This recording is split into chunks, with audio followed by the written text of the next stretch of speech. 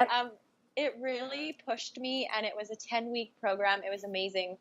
Uh, the Army of Sass, so it's a burlesque dancing. Yep. And And I could have, I know, started with something a lot safer, like tango or something, but I just felt called. I had seen a performance, and I remember it's that same like inkling, that same like nudge from my intuition of, oh girl, like you have to do that.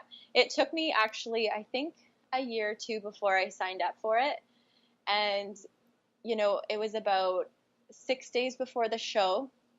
And I remember our teacher was, she wasn't dancing with us anymore. She was up at the front to watch us. We're doing our rehearsal now.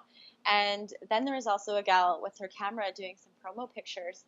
And only half of my group was with me. So there was like 3 out of 6 in my little group. And I remember I didn't know my moves yet. I didn't, because I kept watching the teacher, and that would prompt me. And so that's when things got real, and I had a breakdown moment. I had to go to the bathroom, and it was like the ugly cry. oh dear. Yes. It really was like, it was like, I can't do this. This is real now. Like, I'm going to make a fool of myself. I've told people about this. And you know what? I got it together after a couple minutes, and fortunately, there was a lot of other girls that were kind of feeling the same, like nerves, and the teacher gave an amazing pep talk. And you know what? I went home that night, and we had recorded all of our dances and had it on video so that we could practice. And so I went home and I like stop, go on the video, and wrote down every single move. And like, my notes are hilarious when I look back, but so that I could really know all the moves. And, come show day, I knew it so much better. And my teacher was just so impressed, because like, I finally got it. And I'm not going to lie, I was absolutely terrified. Like, there was like fear tears happening just before, but I've never felt my heart pound so hard. Good. And how did your confidence? Yeah, how did your confidence feel on stage on show night? Because I didn't come because I was away. I remember the date now. I was away. It was in May, wasn't it? Was it in May? I think it was. Like yeah, I think I was away because it was on a Friday night and Saturday night, and I didn't come. But how did you feel when it got to show night and you're out on stage? Because I really want to have people feel that confidence when they go, I wouldn't be able to do that. And here you are, mindset coach, and still there was that one thing that you said, oh, okay, I'm going to do this. I'm ready. How did you feel on the night when it was showtime? Oh, I felt so confident. I remember I had like this sass look on my face, and I moved knowing my moves. I felt so accomplished because of how much of a fear it was, and how, being a curvier girl, it brought up insecurities. And so for me to just accept myself the way I am, and to just know my moves, and to feel that deep sense of confidence and accomplishment. And it doesn't matter what shape you are, or, what you look like. It was such a liberating feeling. I felt so high on life after that. Like, the biggest confidence boost there was. No, it's great. And I mean, I can hear it in your voice that was a really, really great thing for you to do, to look back on, and even do again. Like, if you did it again with a different dance or a different, show or something like that, at least you go, okay, I've got this. Now, what advice would you give to grow confidence? For someone that said, oh, I couldn't do that right now, what advice would you give when people are trying to grow their confidence and get their mind set in that direction? What would you think they should do? Yeah, and I think I kind of mentioned it before, is that to, set a goal, even if it's small, and just work towards it. Because when you can check that off, every little thing you do can create that confidence within you. And one thing that a coach told me is to have an evidence log. And so, any piece of evidence of you, whatever your goal is, if your goal is to be more confident, my evidence log would look something like, oh, I went up and talked to that person and I was nervous, but I did it anyway. Or, I booked myself a spin class and I didn't know anybody and I went anyway. So just those little things that you can push yourself is huge. And also changing that dialogue we have with ourselves, whether we're in the mirror and, we're just out of the shower. I won't ever speak a negative word about myself, ever.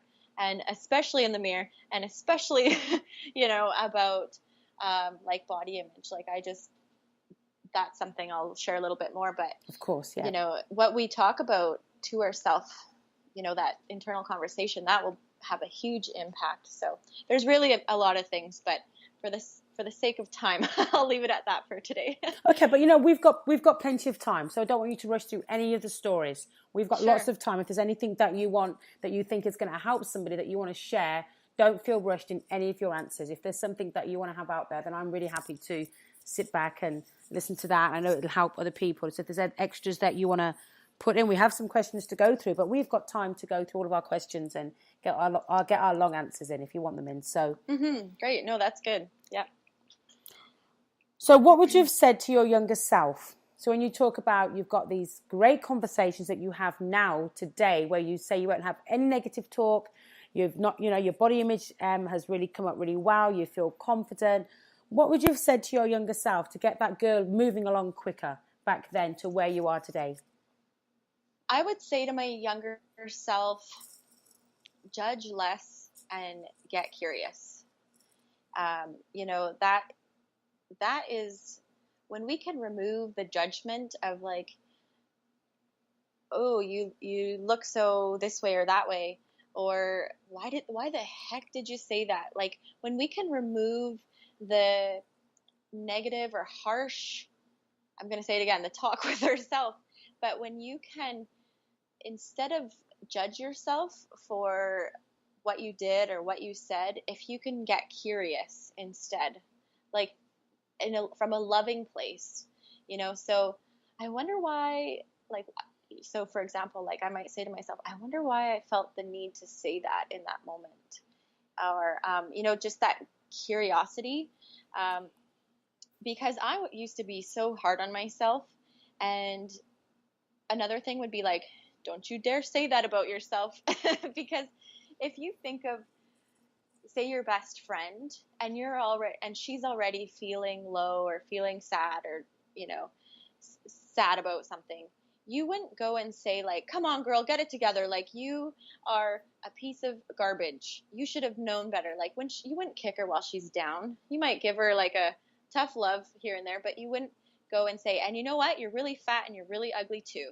You just wouldn't do that. You would never say that. Yes, you're right. Yeah. And so to treat myself like my best friend, like I would treat my best friend.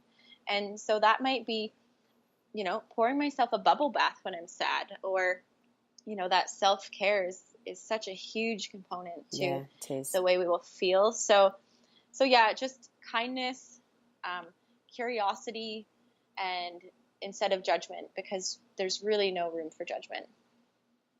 So you help, younger people as well as helping everybody. There is quite a talent and just a gift that you have in helping younger people. Tell us a bit more what you do within the grade 5 to 9 age group. What are you doing to help that age group and with their mindset and, with what they're talking and saying to themselves early on?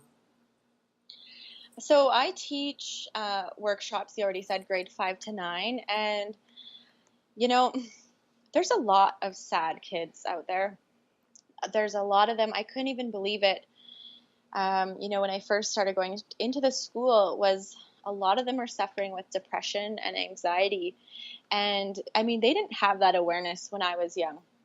And bullying is still a factor. And I mean, it was definitely a factor when I was young. And I'll share a little bit about that later. But, when I asked the kids, I had a handout and just to, ask some questions and get a feel for things. Over about, it was between half and like 3/4 in that range that had already been bullied by grade 5. Wow. Yeah. And, so that just made me actually very surprised that this is still happening, because I know there's so many anti-bullying initiatives. And so it just gave me another nudge to keep doing what I'm doing, because I want the kids to have the tools that I would have done anything for when I was younger.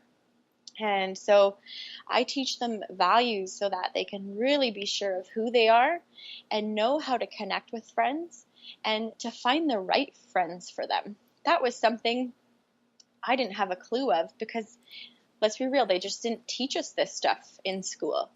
You know, the curriculum hopefully will make some changes, and I'm sure it has already. Actually, I know they have already.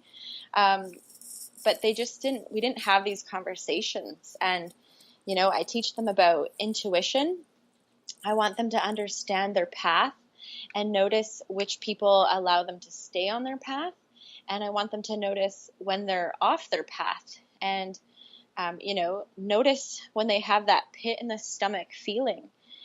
Because our intuition is our strongest sense, you know, that sixth sense. And when we can honor that internal guidance system, it gets stronger and stronger. And I mean, there's so many situations when I was young that like nobody even knows about that, you know, had my intuition been a lot stronger, you know, I could have avoided a lot of pain, a lot of heartache, a lot of scary and like dangerous situations had I been able to tune into that. You know, I teach them about courage and the courage to stay true to who they are. And, you know, when we give our fears a voice, it releases the power it has over us. And one of the things I love about these workshops is the common humanity. You know, when another kid can know and feel that there's other kids that are struggling as well, that have struggled with bullying or struggled with body image or issues at home, it gives them such that sense of belonging and security. And I mean, it's just such a beautiful thing. You know, I teach them about self-compassion.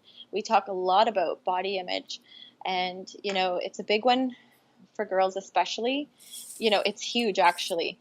And kids seem to be stuck in this place of judgment on themselves. And I mean, I was too, so I'm not surprised. But, you know, whether they're not pretty enough or they're too fat or there's too many freckles or, you know, they're too short or whatever it is, comparing themselves to others, it's, you know, and our media, for example, definitely doesn't help with that. So teaching self-compassion is so incredibly valuable and makes such an impact on the girls. And, you know, for example, I think I might have even already mentioned this, but maybe I didn't. I used to look in the mirror and I would look myself in the eyes and I would tell myself with such vengeance, you know, you are so ugly and you are so fat. And I would pinch my fat as hard as I could. And I mean, no wonder I felt like garbage, right? So it makes me sad for my younger self. And, you know, when we can teach these kids to think from a loving place, they can act from a loving place. And that's just so powerful. It really is. It sounds like an amazing workshop, and it sounds like you've got it at the right time for the age group to have the turnaround that's going to make the difference. I'm not saying it doesn't make a difference from grade 1 to 5 or 9 to 12. I just think that's such a really, really important age group to try and get them a little bit stronger, a little bit more focused, a bit more confident. Because a lot of things can happen around that middle school age and going up into the high school level as well. It's just such a time where they want to be perfect. And any small thing that someone says to them makes the biggest difference. Like the smallest thing can just upset them the most. And as adults and confident adults, we say, oh, it's okay. It's no big deal. But it really is a big deal, almost the end of the world to them in how they feel for, you know, that situation. Yeah, absolutely. And, you know, like, I just want to say, like, a belief is just a thought we keep thinking. And over the years, it gains momentum. And so one single bad or limiting belief can truly change the direction of someone's life. And, you know, for example, I had this belief, and even still it comes up. And the only difference now is I know I can call BS on it and not give it any power over me. But I had this, like, the strongest belief that no one liked me. And I remember that started like from a young, like grade 3 even, I feel like I can remember back. And it's because, not being